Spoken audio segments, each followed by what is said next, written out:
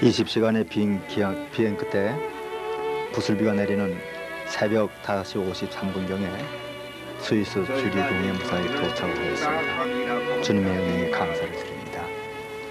지금 전방에 동그랗게 이제는 시내가 대체적으로 고풍스러운 가운데 깨끗하고 질서가 정연한 느낌이었고 전차와 자동차가 함께 어울려서 운행되고 있습니다. 꼭 허가를 받으셔서 해야 돼요. 그리고 전면에 지금 발원 쪽으로 건물이 3개가 뾰족하게 인형이 보이고 있는 것인데 이게 불란서 양식으로 쭈리에 처음 지어진 건물입니다. 그러나 예전 보험 회사의 본 건물들입니다.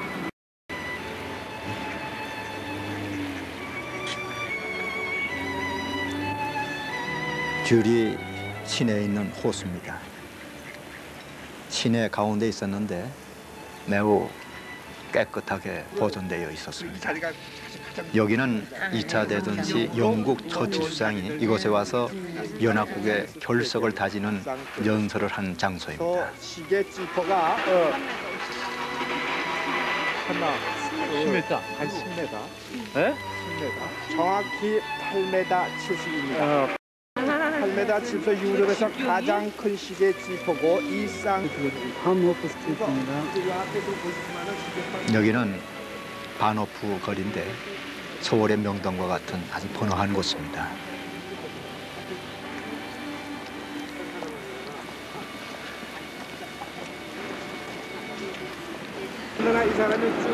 바노프 거리 한복판에 고아원 창시자 및 교육자인 페스타로치의 통상이 서 있었습니다. 매우 여기가 비싼 땅이라고 하는데 평당 1억 8천만 원이나 가는데 이렇게 넓은 땅을 활해에서 기념하고 있었습니다. 쥐리 박물관입니다. 골동품 도자기 배치카를 이용을 해서 지금도 박물관의 난방을 하고 있었습니다. 라이강 주위에 모여 살게 되면서 과연 자기들을 이집트 수도 카이로입니다. 죽은 사람이 산 사람 없다는 것이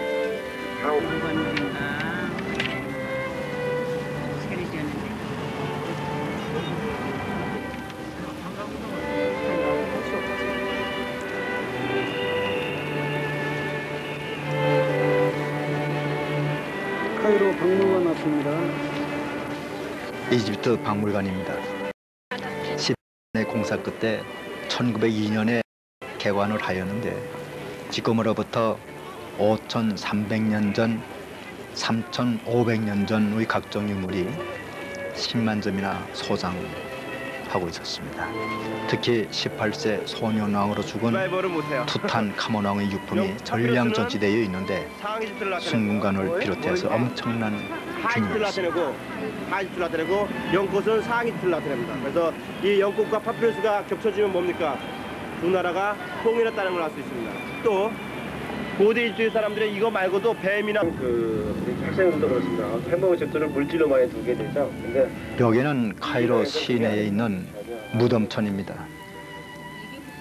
주로 도시 빈민들이 모여서 산다고 하는데 그 규모가 매우 컸습니다.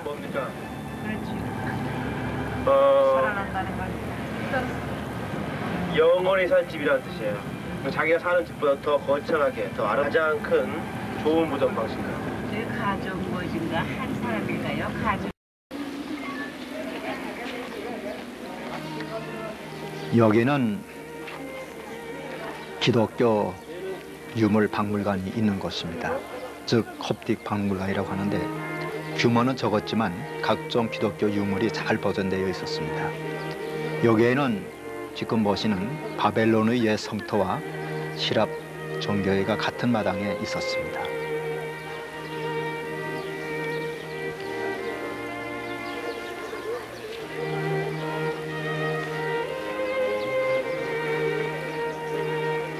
이게 근거 있는 얘기입니다. 여기는 아기예수 그곳입니다. 피난 교회가 있는 곳인데 아기예수님을 살리기 위해서 이곳으로 피신해서 잠시 쉬었던 동굴 위에 기념교회가 세워 있었습니다. 여기는 주로 그 원주민 교회, 즉 콥틱 교회가 있는 곳입니다. 이 안에 지하 예배당이 있는데 나이약물이 차 있기 때문에 1년에 한 번 물을 빼고 예배를 본다고 합니다. 여기서 목사님의 기도가 있었습니다. 이 기념교회에는 12개의 기둥이 있었는데 12제자를 기리기 위해서 기둥이 12개였습니다. 그러나 유다의 기둥은 돌 색깔도 달랐고 허약해 보였습니다. 여기는 피라밋이 있는 곳입니다. 바로 사하라 사막이 시작되는 기자 언덕 위에 이 있었습니다. 피라밋은 높이가 137m, 한 변의 길이가 230m, 연인원 10만 명이 20년에 걸쳐서 건설한 것입니다. 물이 여기까지 들어왔다는 것을 알 수가 있습니다. 저 피라미드 밑에까지도 물은 들어왔었습니다. 생각해보시죠. 피라미드까지도 물이 들어왔다고 지금 스핑크스와 미라를 만들던 장소로 가고 있습니다. 뒷머리가 그리고 있습니다.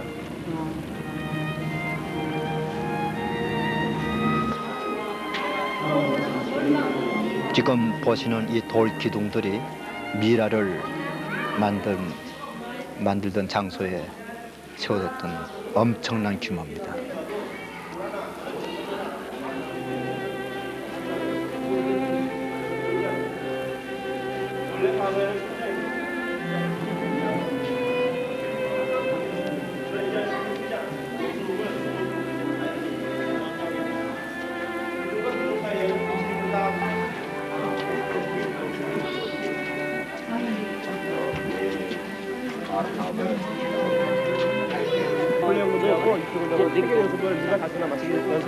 스핑크스는 높이가 136m, 밑변이 295m로서 매우 컸습니다. 교회 같은 건 뭐예요? 다음 날 출애굽하고 있습니다. 피라밀 호텔에서 아침 예배를 보고 08시 30분에 모세가 출애굽한 경로를 따라서 순례길에 나섰습니다.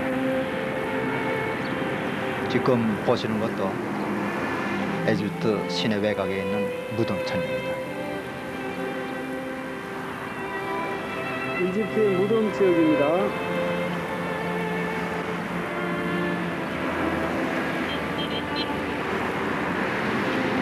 무대입니다.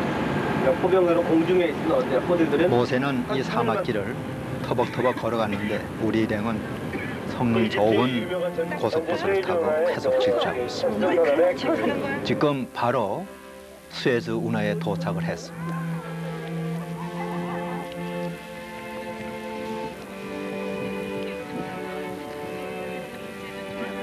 수에즈 운하는 1869년 11월에 총연장 161km를 관통을 했고 하루 교통량이 100여 척이며 소요 시간은 15시간이라고 합니다.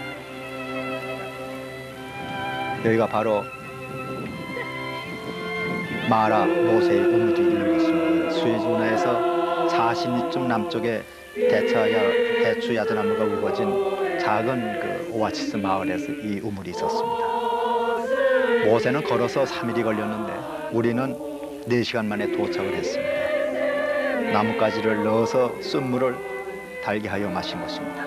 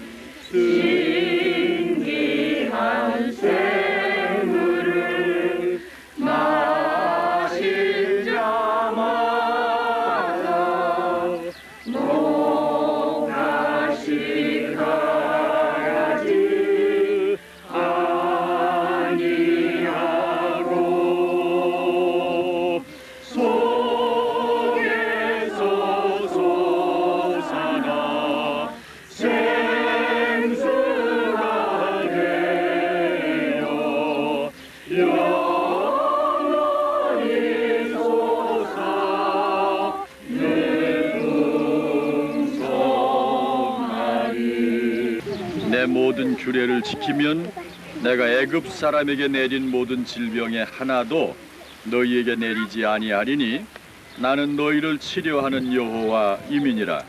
그들이 엘림에 이르니 거기 물샘 12과 종려 7슬길을 여기까지 왔다고 그랬습니다. 우리는 좋은 차를 타고 몇 시간 만에 왔습니다마는 어린아이들 노인까지 합해서 200만에 가까운 대부대가 사흘길을 이런 고속도로가 아닌 모래밭을 헤치면서 여기까지 당도를 했는데 그동안에 물을 먹질 못했습니다.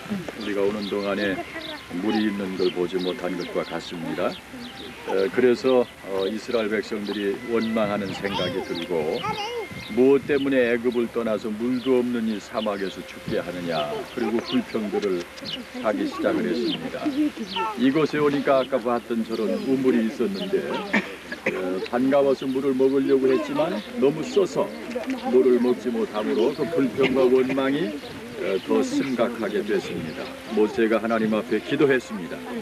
하나님께서 한 나무를 지시해 주셔서 모세가 그 나무를 꺾어서 같은 것이고, 또 이 세상을 살아가는 데 필요한 재물이 있어야 하고 어느 정도의 지식이 있지 않으면 우리가 이 세상을 살아갈 수가 없습니다. 그런데 유감스럽게도 우리의 생존을 위해서 꼭 필요한 것들 속에 독이 들어 있습니다. 그래서 그것 때문에 그만 인생을 살아간다고 하는 일이 참 어렵고 불평스럽고 원망스러운 경우가 많이 생긴다. 어떻게 살아야 된다 하는 진리를 생각해 보시는 시간이 되기를 바랍니다. 기도하겠습니다. 고마우신 아버지 하나님, 우리가 애굽을 출발해서 몇 시간 만에 이 마라에 당도하기까지 인도하신 것을 감사를 드립니다.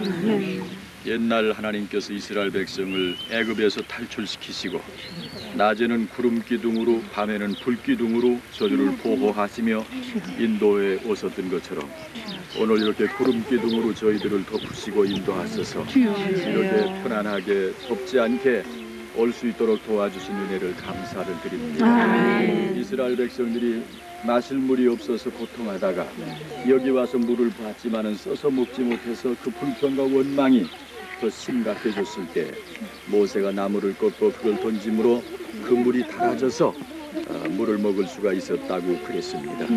우리가 인생을 살아가는 동안에 그렇게 안타깝게 원하고 찾던 것들을 얻지만은 그러나 얻어놓은 것들 속에 들어있는 독 때문에 우리 인생이 상처를 받고 괴로움을 겪는 경우가 얼마나 많은지 알 수가 없습니다.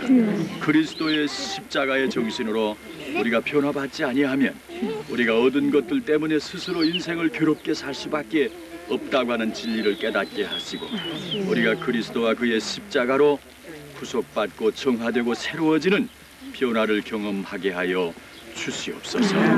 항상 목마른 인생들 예수 그리스도 곁에 있을 때, 주님 앞에 나올 때에만 진정한 생수로 우리의 삶이 풍충만함을 얻을 수 있다고 하는 사실을 잊지 않게 하시고 예수 그리스도와 함께 우리의 인생길을 살아가는 지혜를 얻게 하여 주시옵소서. 이제 계속되는 이 순례의 여정을 주님께서 동행하시고 시간마다 때마다 우리에게 큰 은혜와 복을 주시옵소서. 예수님의 귀하신 이름으로 기도하옵나이다.